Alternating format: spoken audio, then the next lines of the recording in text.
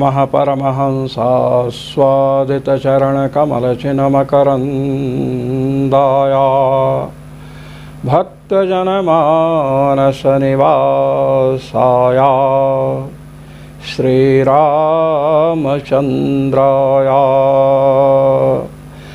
यत्र यत्र रघुनाथकीर्तनं तत्र तत्र कृतमस्तकाञ्जलिं बाष्पवारि परिपूर्णलोचनं मारुतिं नमत राक्षसान्तकं सीतानाथसमारम्भां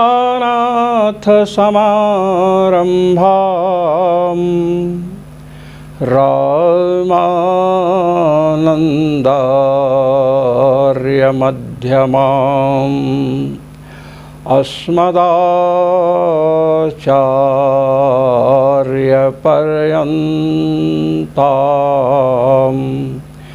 वन्दे गुरुपरम्परां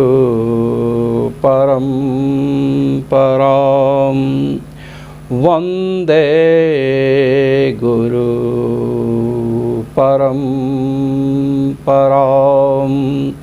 सर्वेश्वर श्रीरघुनाथो विजयते तरा।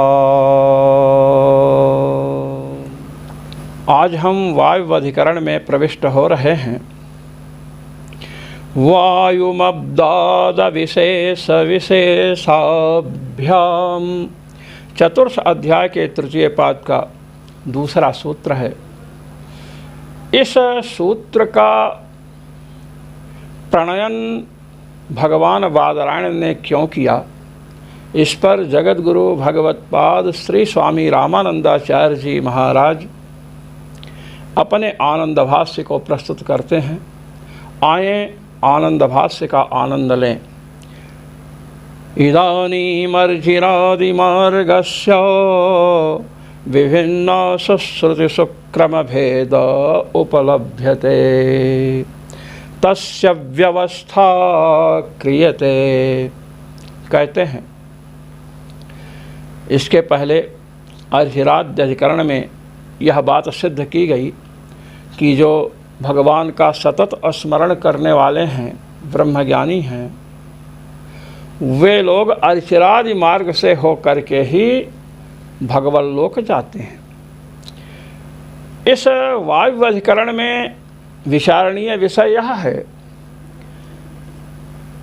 कि अर्चिरादि मार्ग का उल्लेख तो श्रुतियों में है, किंतु अर्चिरादि मार्ग का जो क्रम है, इस लोक से इस लोक जाना, इस लोक से इस लोक जाना, उस क्रम में भिन्नता है, क्रम का भेद उपलब्ध है, क्रम में भिन्नता है। उस क्रम में जो भिन्नता दिखाई पड़ रही है, उसकी व्यवस्था वायुवधिकरण में की जा रही है।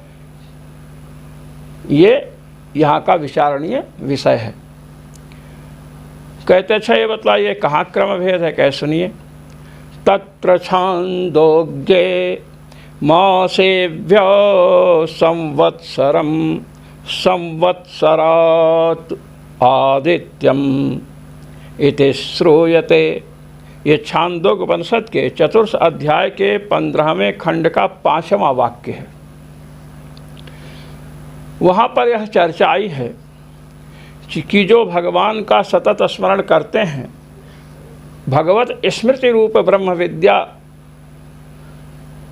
को संपन्न कर रहे हैं और सतत स्मृति अनवरत अहर्निश चल रही है, प्रतिदिन चल रही है, उनके लिए कहा गया है कि जब शरीर से बाहर निकलते हैं ते अर्चिसम अभिसंभवन्ति, तो वह अर्चिरादि मार्ग पर बढ़ते हैं।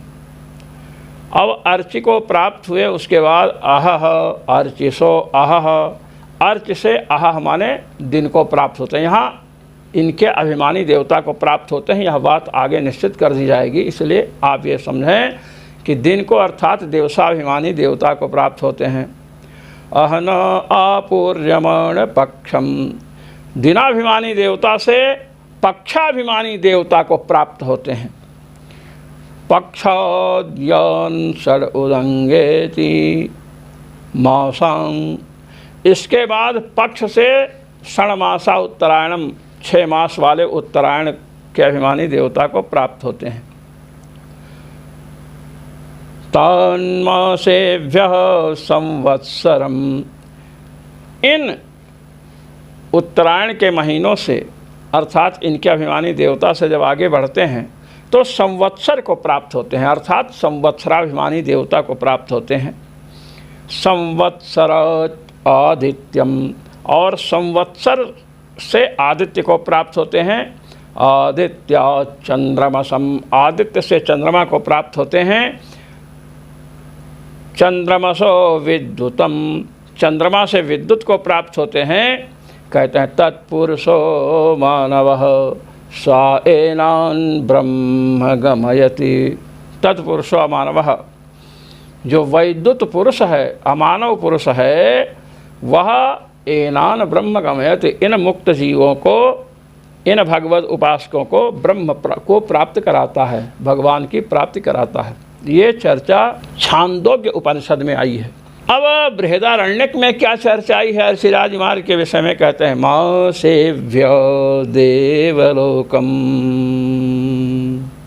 मां सेव्यो देवलोकम, देवलोकात् आदित्यम। मासेभ्यो देवलोकम, जो उत्तरायण के 6 मास हैं उनसे देवलोक को प्राप्त होता है, और देवलोक से आदित्य को प्राप्त होता है, सूर्य को प्राप्त होता है। और यह चर्चा बृहदारण्यक के 6ठे अध्याय के द्वितीय ब्राह्मण के 15वें वाक्य में आई है। अब देखिए, छांदोग्य उपनिषद में चर्चा आई थी और बृहदारण्यक में चर्चा आई है, वही बता रहे हैं। इति पंचमाध्याये यदा वै पुरुषो अस्मान् लोकात् प्रैति स वायुमा गच्छति। पहले जो चर्चा है कि मासेभ्यो देवलोकम, उत्तरायण से देवलोक को प्राप्त होते हैं, देवलोकात् आदित्यम, देवलोक से आदित्य को प्राप्त होते हैं। ये बृहदारण्यक के 6ठे अध्याय के द्वितीय ब्राह्मण का 15वां वाक्य है। अब पंचम अध्याय में, बृहदारण्यक के ही पंचम अध्याय में चर्चा आई है यदा वै पुरुषो अस्मान् लोकात् प्रैति सा वायुम आगच्छति। जब प्राणी इस शरीर से निकलता है, इस लोक से जाता है, तो वायु को प्राप्त करता है। बृहदारण्यक के पंचम अध्याय के 10वें ब्राह्मण का पहला वाक्य है एवं श्रूयते, इस प्रकार सुनाई पड़ रहा है। अब आप देख लें कि इसमें आपको भेद क्या दिख रहा है। छांदोग्य उपनिषद में जो चर्चा आई थी उसमें आया था मासेभ्यः संवत्सरम संवत्सरात् आदित्यम, उत्तरायण से संवत्सर को प्राप्त होता है, संवत्सर से आदित्य को प्राप्त होता है। ये चर्चा छांदोग्य की है, वहाँ पर वायु की चर्चा नहीं है। छांदोग्य उपनिषद में वायु की चर्चा नहीं है। अब बृहदारण्यक में बतलाया गया मासेभ्यो देवलोकम, 6ठे अध्याय के द्वितीय ब्राह्मण का 15वां वचन है, 15वां वाक्य है। यहाँ पर आया है ते अर्चिरभि संभवन्ति अर्चिषो अहः अहन आपूर्यमाण पक्षम आपूर्यमाण पक्षात्। ये बताया गया अर्चि को प्राप्त होते हैं, और अर्च से दिन को, दिवसाभिमानी देवता को, उससे दिवस से अर्थात दिवसाभिमानी देवता से शुक्ल पक्ष के अभिमानी देवता को प्राप्त होते हैं, और शुक्ल पक्ष के अभिमानी देवता से 6 मास के उत्तरायण के अभिमानी देवता को प्राप्त होते हैं। यहाँ लोक शब्द लोकाभिमानी देवता में पर्यवसित है, ये बात समझ लेनी चाहिए। बता रहे हैं मासेभ्यो देवलोकम, षणमास अर्थात उत्तरायण के अभिमानी देवता से देवलोक को प्राप्त होते हैं। और देवलोकादित्यम, देवलोक से आदित्य को प्राप्त होते हैं। यहाँ पर वायु की चर्चा नहीं है। और पंचम अध्याय के 10वें ब्राह्मण का पहला वाक्य है बृहदारण्यक का, जिसमें अर्चिराज मार्ग के वर्णन में वायु की प्राप्ति बतलाई गई है। मुक्तात्मा जो मुक्त होने के लिए तत्पर हैं। यदा वै पुरुषो अस्मान लोकात् प्रईति स वायुमा गच्छति, जब ब्रह्मोपासक इस लोक से प्रस्थान करता है तो वायु को प्राप्त होता है। ये बात आई। तो यहाँ पर तत्र संशय, इन वाक्यों को सुनकर के संशय हो रहा है। क्या संशय हो रहा है इसे स्पष्ट कर रहे हैं। किं वायु शब्देन देवलोक शब्देन चैकार्थस्यैव प्रतिपाद्यत्वात् उचितक्रमेण ब्रह्मविद् गच्छति आहोस्वित् संवत्सरादूर्ध्वं देवलोकं गत्वा वायुलोकमिति। कहते हैं पहली बात तो आपको ये समझ लेनी चाहिए कि यहाँ पर बृहदारण्यक में जो चर्चा आई है, संवत्सर और आदित्य के मध्य में वायु की बात आई। क्या? बृहदारण्यक को देखिए, यदा वै पुरुषो अस्मात् लोकात् प्रईति सा वायुमा गच्छति, जब प्राणी इस लोक से जाता है तो वायु को प्राप्त होता है और उसके द्वारा वहाँ पर एक छिद्र होता है रथ के पहिए जैसे, और उससे उत्क्रमण करता है, ऊपर जाता है। सा ऊर्ध्वम आक्रमते सा आदित्यम आगच्छति, फिर वह आदित्य को प्राप्त होता है। तो वायु से किसको प्राप्त हुआ? आदित्य को। बृहदारण्यक के पंचम अध्याय के 10वें ब्राह्मण का ये पहला वचन है। यहाँ पर वायु से आदित्य की प्राप्ति बतलाई गई। छांदोग्य उपनिषद आपके समक्ष मैंने प्रस्तुत किया था। छांदोग्य उपनिषद में है मासेभ्यः संवत्सरम संवत्सरात् आदित्यम, जो 6 महीने उत्तरायण के हैं, 6 मास हैं, उनके अभिमानी देवता से किसको प्राप्त करता है? संवत्सर को, वर्ष। संवत्सर से आदित्य को प्राप्त करता है।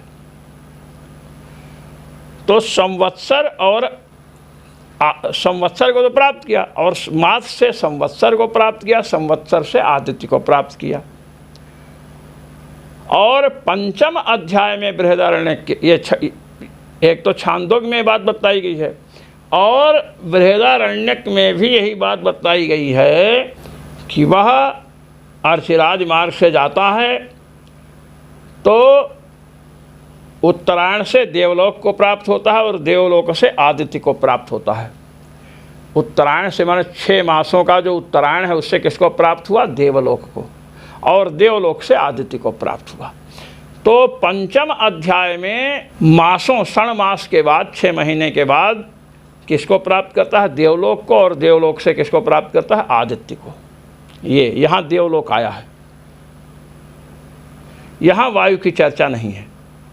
बृहदारण्यक के 6ठ अध्याय के द्वितीय ब्राह्मण का जो 15वां वचन है, 15वें वचन में वायु की चर्चा नहीं है। उत्तरायण से किसको प्राप्त करता है? देवलोक को, और देवलोक से आदित्य को प्राप्त करता है। और बृहदारण्यक के ही 5वें अध्याय में जो 10वां ब्राह्मण है उसका पहला वाक्य है कि जब प्राणी यहाँ से जाता है तो वायु को प्राप्त करता है, और वायु को प्राप्त होने के बाद ऊपर बढ़ता है और स आदित्यम आगच्छति, वायु के बाद आदित्य को प्राप्त करता है। तो यहाँ वायु की चर्चा है। अब विचारणीय बात यह है कि बृहदारण्यक के 5वें अध्याय में जो ब्रह्मज्ञानी पुरुष है वह वायु को प्राप्त करता है, वायु से आदित्य को प्राप्त करता है। बृहदारण्यक के ही 6ठे अध्याय में चर्चा आई कि मासों को क्षणमास जो उत्तरायण है 6 महीने का उसको प्राप्त करता है, मास से संवत्सर को प्राप्त करता है। मास से किसको प्राप्त करता है? संवत्सर को प्राप्त करता है।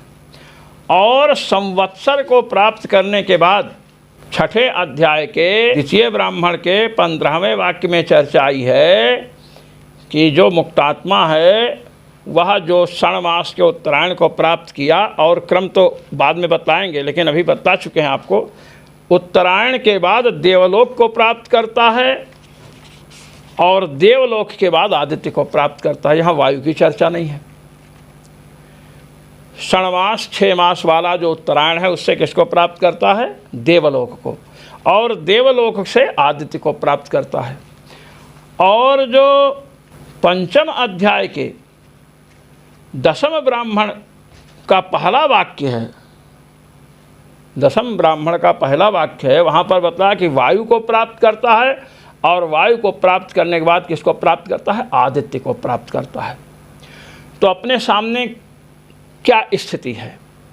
एक स्थान पर चर्चा आई कि मास से संवत्सर को प्राप्त करता है, संवत्सर से आदित्य को प्राप्त करता है। एक तो ये रख लीजिए, मासों से क्षणमास जो उत्तरायण है उससे किसको प्राप्त किया? संवत्सर को, और संवत्सर से किसको प्राप्त किया? आदित्य को। ये ध्यान में रखने की बात है।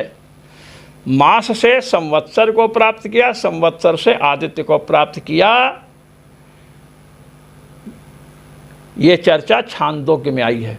छांदोग्य में पहले चर्चा आ चुकी है।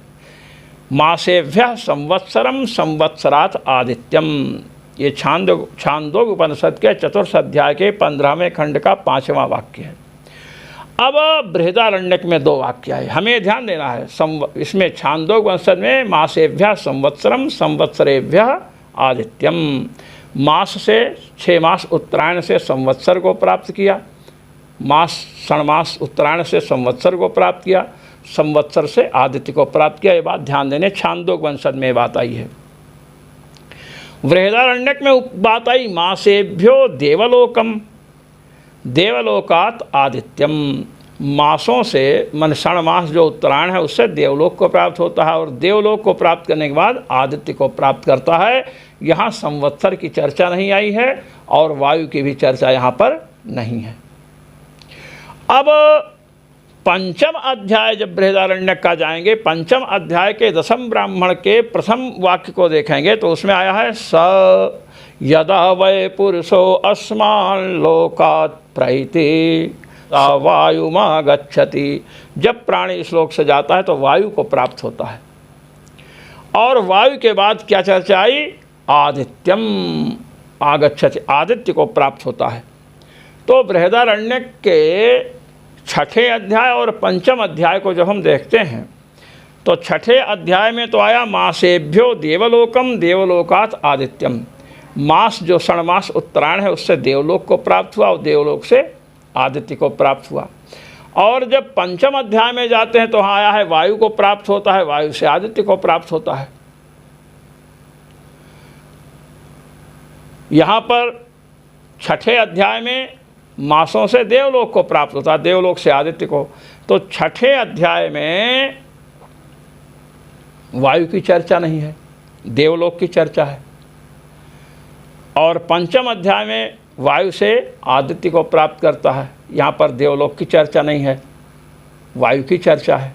ये बात हमें ध्यान में बैठा लेनी चाहिए। और छांदोग्य उपनिषद में हमने क्या देखा कि मासेभ्यः संवत्सरम संवत्सरात् आदित्यम, क्षणमास उत्तरायण से संवत्सर को प्राप्त करता है और संवत्सर से आदित्य को प्राप्त करता है। तो मास से संवत्सर, संवत्सर से आदित्य। तो छांदोग्य उपनिषद में न तो देवलोक की चर्चा है न वायु की चर्चा है। ये बात हमें ध्यान में बैठनी चाहिए। वायु और देवलोक की चर्चा किसमें नहीं? छांदोग्य उपनिषद में नहीं है। और बृहदारण्यक का जो 6ठा अध्याय है उसमें मासेभ्यो देवलोकम देवलोकाद आदित्यम, मास से देवलोक को प्राप्त करता है और देवलोक से आदित्य को। यहाँ संवत्सर की चर्चा नहीं है। और बृहदारण्यक के ही 5वें अध्याय में जब जाते हैं तो उसमें है कि वायुम आगच्छति और ऊर्ध्वम आक्रमते, फिर है आदित्यम आगच्छति। वायु को प्राप्त करता है और आदित्य को प्राप्त करता है। तो वायु के बाद आदित्य है। 6ठे अध्याय में वायु की चर्चा ही नहीं है। मास से किसको प्राप्त करता है? देवलोक को प्राप्त करता है, देवलोक से आदित्य को प्राप्त करता है। ये बृहदारण्यक में विशेषता है। मास के बाद देवलोक 6ठे अध्याय में, देवलोक के बाद आदित्य। तो मास के और आदित्य के बीच में देवलोक है, वायु नहीं है। 5म अध्याय में वायु से आदित्य को प्राप्त करता, वहाँ देवलोक नहीं है। और छांदोग्य उपनिषद में मास से संवत्सर को प्राप्त करता है, संवत्सर से आदित्य को प्राप्त करता है, तो वहाँ देवलोक और वायु दोनों की चर्चा नहीं है। तो इस प्रकार क्रम का भेद हमारे सामने प्रस्तुत है। छांदोग्य उपनिषद में वायु और देवलोक की चर्चा नहीं है, क्रम भिन्न हो गया। और बृहदारण्यक के 6ठे अध्याय में मास से देवलोक को प्राप्त करता है, देवलोक से आदित्य को प्राप्त करता है, तो यहाँ वायु और संवत्सर की चर्चा नहीं है। और 5म अध्याय में वायु से आदित्य को प्राप्त करता है, तो यहाँ पर संवत्सर की भी चर्चा नहीं और देवलोक की भी चर्चा नहीं। तो इस प्रकार उपनिषदों में अर्चिराज मार्ग में भिन्न भिन्न क्रम मिल रहे हैं। अब ये जो क्रम का भेद है, इसकी व्यवस्था करनी है। इसके लिए आचार्य कह रहे हैं तत्र संशयः, यहाँ पर संशय हो रहा है। किं वायु शब्देन देवलोक शब्देन चैकार्थस्यैव प्रतिपाद्यत्वात् उचित क्रमेण ब्रह्मविद् गच्छति। कहते देखो, पहले तो बृहदारण्यक में जो क्रम भेद है उसी को देख लें। जो बतलाया गया कि मासेभ्यो देवलोकम देवलोकात आदित्यम, बृहदारण्यक के 6ठे अध्याय में बतलाया गया कि मास से देवलोक को प्राप्त होता है, देवलोक से आदित्य को प्राप्त होता है। ये 6ठे अध्याय में बतलाया गया। और 5वें अध्याय में बताया गया कि वायु आगच्छति, वायु को प्राप्त करता है, वायु से आदित्य को प्राप्त करता है। कहे पहले यहाँ तो व्यवस्था कर लें। कहते हैं एक ही बृहदारण्यक उपनिषद भिन्न भिन्न क्रम तो नहीं बतला सकती है। तो उसने जो कहा कि मासेभ्यो देवलोकम देवलोकाद आदित्यम, मास से देवलोक को प्राप्त होता है, देवलोक से आदित्य को। और 5म अध्याय में कह रहे कि नहीं, वायु से आदित्य को प्राप्त करता है। तो क्या दोनों अध्यायों में, 5म अध्याय और 6ठे अध्याय में मास और आदित्य के बीच में देवलोक आ रहा है? 6ठे अध्याय में मास और आदित्य के बीच में देवलोक आया, और 5म अध्याय में वायु के बाद आदित्य आ रहा है। तो क्या 6ठे अध्याय में जो देवलोक कहा गया है वह देवलोक वायु ही है क्या? ये प्रश्न कर रहे हैं। किं वायु शब्देन देवलोक शब्देन चैकार्थस्यैव प्रतिपाद्यत्वात्, क्या बृहदारण्यक में जो वायु के बाद आदित्य की प्राप्ति बतलाई गई और एक जगह देवलोक की प्राप्ति बतलाकर आदित्य की प्राप्ति बतलाई गई, तो क्या वायु और देवलोक पर्यायवाची हैं क्या? एक आर्थक हैं क्या? समानार्थक हैं क्या? समानार्थक मान लें तो ये बात सिद्ध हो जाएगी बृहदारण्यक में कि वायु से किसको? आदित्य को प्राप्त करता है। और मासेभ्यो देवलोकम, देवलोक देवस्य लोकः देवलोकः तम देवलोकम, वायु देवता का लोक। तो चूंकि वहाँ विशेष पाठ है ना, वायु शब्द से विशेष वायु शब्द का उल्लेख है, यहाँ देवलोक सामान्य। तो सामान्य और विशेष जब दोनों मिलेंगे तो विशेष में ही न पर्यवसान होगा। तो उस मासेभ्यो देवलोकम का अर्थ है देवस्य वायुदेवस्य लोकम, मास से उत्तरायण से वायुदेव को प्राप्त हुआ और वायुदेव से आदित्य को प्राप्त हुआ। और वहाँ जो कहा गया कि वायु आगच्छति, उसके बाद बताया गया आदित्यम, तो वायु से आदित्य, तो एक वाक्यता हो जाएगी। ऐसी बात है क्या? ये प्रश्न कर रहे हैं। किं वायु शब्देन देवलोक शब्देन चैकार्थस्यैव प्रतिपाद्यत्वात् उचित क्रमेण ब्रह्मविद् गच्छति। अब उचित क्रम हो गया कि वायु से किसको प्राप्त हुआ? आदित्य को। और वहाँ मास से देवलोक को प्राप्त हुआ, अर्थात वायु को प्राप्त हुआ, और वायु से आदित्य को। एक वाक्यता, ये उचित है क्या? इस प्रकार क्रम है क्या? आहोस्वित अथवा संवत्सरादूर्ध्वं देवलोकम गत्वा वायुलोकमिति। ये कहा ना, मासेभ्यः संवत्सरम संवत्सरात् आदित्यम। अब छांदोग्य भी लीजिए, छांदोग्य उपनिषद ने तो कहा गया कि मासेभ्यः संवत्सरम संवत्सरात् आदित्यम। उत्तरायण से संवत्सर को प्राप्त होता है और संवत्सर से आदित्य को प्राप्त होता है। तो यहाँ जो बताया गया है, तो संवत्सर के बाद बृहदारण्यक का वचन जो है, संवत्सर के बाद देवलोक को प्राप्त होता है और देवलोक से वायुलोक को प्राप्त होता है, क्योंकि छांदोग्य में वायुलोक शब्द भी, ये देवलोक शब्द भी नहीं है और वायु शब्द भी नहीं है। तो मास से संवत्सर को प्राप्त होता है और संवत्सर के बाद देवलोक को प्राप्त होता है, और देवलोक जा कर के फिर वायुलोक जाता है, क्योंकि देवलोक में तो कोई ऐसी बात कही नहीं गई है। देवस्य लोकः देवलोकः तम देवलोकम, देवलोक। तो देवलोक छांदोग्य उपनिषद को सामने रखते हैं और इन बृहदारण्यक के दोनों वचनों को सामने रखते हैं, और एक वाक्यता करेंगे तो ये आएगा कि मासेभ्यः संवत्सरम, षण्मास उत्तरायण से संवत्सर को प्राप्त हुआ, संवत्सरात् देवलोकम, संवत्सर से देवलोक को प्राप्त हुआ, देवलोकात् वायुम, वायु को प्राप्त हुआ, और वायुलोक को प्राप्त हुआ, वायु का अर्थ वायुलोक, और वायुलोक से आदित्य को प्राप्त हुआ। क्या ऐसा क्रम है? ये बतला रहे हैं। तत्र संशयः किं वायु शब्देन देवलोक शब्देन चैकार्थस्यैव प्रतिपाद्यत्वात् उचित क्रमेण ब्रह्मविद गच्छति। बृहदारण्यक के अनुसार ये माने कि वायु शब्द और देवलोक शब्द एक अर्थ के प्रतिपादक हैं, इसलिए मास से उत्तरायण से देवलोक अर्थात वायु को प्राप्त हुआ, और वायु लोक को प्राप्त होने के बाद आदित्य को, सूर्य को प्राप्त हुआ, ऐसा माने।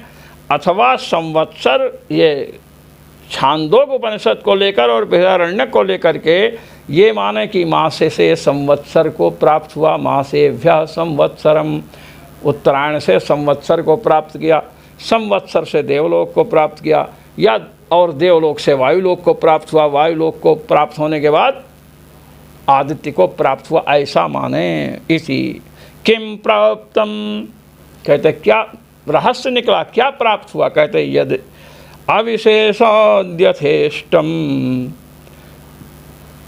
कहते कोई विशेषता तो है नहीं, तो जैसा लिखा वैसे मान लो, जैसा अभीष्ट हो। इति प्राप्ते विधीयते यथेष्ट, माने ये भी अब मानो कि क्या बोलते हैं, वायुलोक से आदित्य को प्राप्त हुआ, और मास से संवत्सर को प्राप्त हुआ, जैसा जैसा लिखा है वैसे वैसे मान लें, यथेष्ट।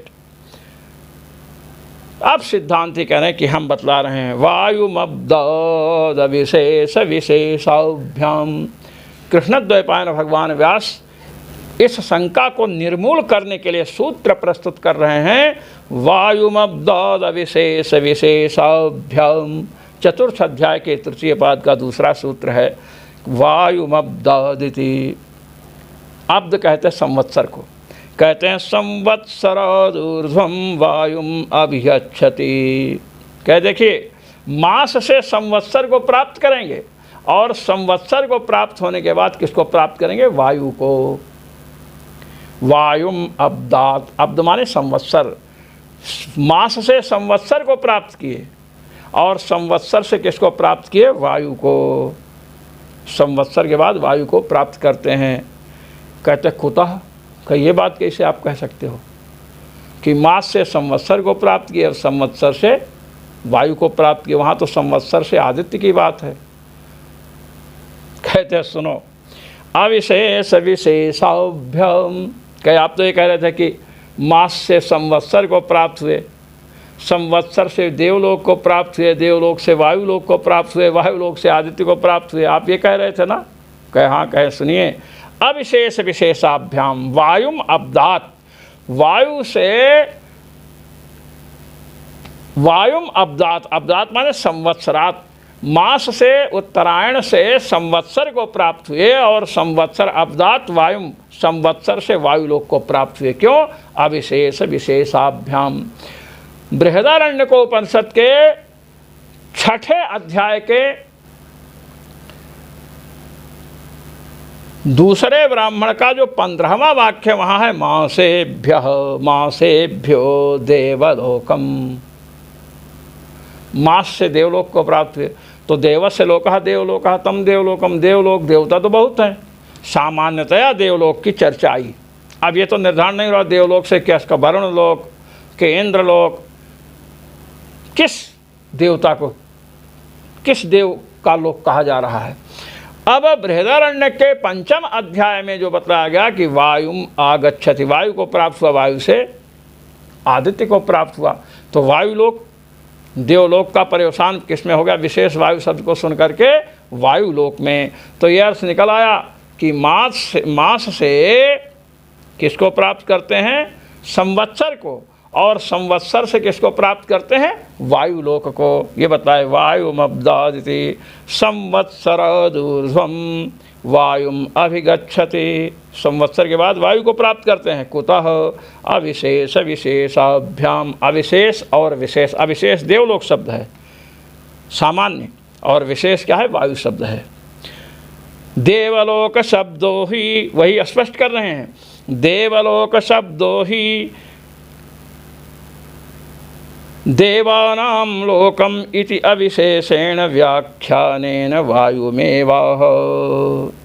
देवलोक शब्द जो है, देवानाम लोकम, देवलोकम अविशेषेण व्याख्यान, बिना किसी विशेषता का व्याख्यान करेंगे तो देवलोक शब्द से वो वायु को ही कहेगा, वायु में ही परिवेशित होगा। कैसे होगा?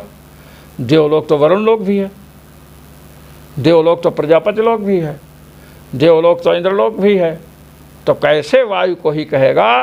कहते हैं अन्यत्र, बृहदारण्यक के 5वें अध्याय के 10वें ब्राह्मण का पहला वाक्य है ना, तथा अन्यत्र स वायुमा गच्छति इति विशेषेण रूपेण वायुमा चष्टे। देवलोक शब्द वायुलोक का वाचक इसलिए होगा कि बृहदारण्यक के 5वें अध्याय के 10वें ब्राह्मण के अंदर जो पहला वचन आया है उसमें है सा वायुम आगच्छति, वह वायु को प्राप्त होता है। तो देवलोक से वायुलोक का ही तो ग्रहण होगा।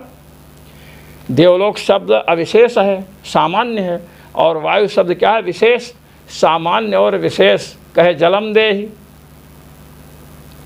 अब जल से यमुना जल दें कि गंगा जल दें कि सरयू जल दें, फिर किसी ने कह दिया सरयू जलम अस्ति, सरयू जल यहाँ है, प्राप्त है, तब सरयू जल का पर्यवसान किसमें होगा? सरयू जल में होगा, सरयू जल देगा पीने को, ये बतला रहे हैं। इसलिए विशेष रूप से 5वें अध्याय में, बृहदारण्यक के 5वें अध्याय में वायु की चर्चा आई है और 6ठे अध्याय में देवलोक की चर्चा आई है। तो देवलोक का पर्यवसान किसमें होगा? वायुलोक में होगा। अर्थात संवत्सर, मास से संवत्सर को प्राप्त हुआ, और संवत्सर से किसको प्राप्त हुआ? वायुलोक को प्राप्त हुआ। वायुलोक से आदित्य लोक को प्राप्त हुआ, वही बतला रहे हैं। सा वायुमा गच्छति इति विशेषेण रूपेण वायुम आचष्टे, विशेष रूप से वायु को कह रहा है यहाँ पर 5वें अध्याय में। इसलिए 6ठे अध्याय में जो मास के बाद देवलोक की चर्चा है, वह देवलोक शब्द किसमें परिवेशित होगा? वायु में। तस्मात् देवलोक वायु शब्दाभ्याम अविशेष विशेषाभ्याम वायुरेवाभिधीयते। कहते इसलिए देवलोक शब्द और वायु शब्द, देवलोक शब्द सामान्य शब्द है और वायु शब्द क्या है? विशेष है। सामान्य और विशेष के द्वारा यह निश्चय हुआ कि जो बृहदारण्यक के 6ठे अध्याय में जो द्वितीय ब्राह्मण है उसका जो 15वां वाक्य है, वहाँ देवलोक शब्द किसमें परिवेशित हो रहा है? वायु में। वायु का ही वहाँ कथन किया गया है। देवलोक और वायु शब्द के द्वारा निश्चित हुआ कि देवलोक शब्द वायु में परिवसित है, विनिश्चित है। अतः संवत्सरात् परम वायुमेवाभिगच्छति, इसलिए मासेभ्यः संवत्सरम, छांदोग्य उपनिषद में जो चर्चा की गई कि मास से संवत्सर, क्षण मास उत्तरायण जो है इससे संवत्सर को प्राप्त करता है, और संवत्सर से किसको प्राप्त करता है? वायु को, और वायु से किसको प्राप्त करता है? आदित्य को। ये बात है। अतः संवत्सरात् परम वायुमेवाभिगच्छति, वायु को ही प्राप्त करता है। ये बात सिद्ध हुई। इति वायुवधिकरणम, इति वायुवधिकरणम, इस प्रकार आज श्री रघुनाथ जी महाराज की कृपा से वायुवधिकरण पूर्ण हुआ। जो मनीषी महानुभाव भगवत्पाद जगद्गुरु श्री स्वामी रामानंदाचार्य जी महाराज द्वारा प्रणीत आनंद भाष्य का पठन पाठन श्रवण मनन एवं निधिध्यासन करते हैं, उन सभी मनीषी महानुभावों को सर्वेश्वर श्री रघुनाथ जी का अनंतानंत अनुग्रह और मेरी ओर से सादर सप्रेम जय श्री राम।